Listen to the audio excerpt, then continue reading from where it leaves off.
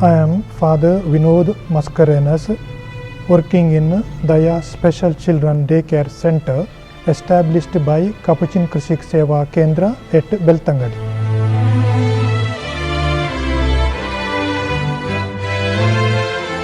It began with just 10 children. Now within 3 years it has 75 differently able children. Most of them have multiple and acute disabilities.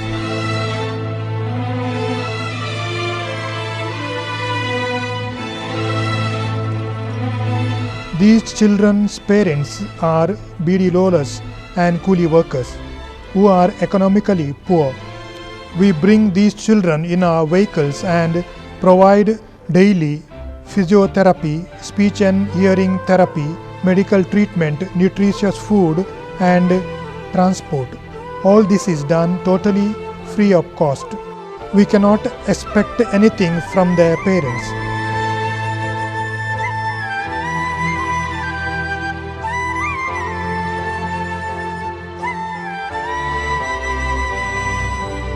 We Capuchin Fathers welcome you wholeheartedly to be part of a humane intervention. You can contribute your mite to the following bank account. Thank you and God bless you.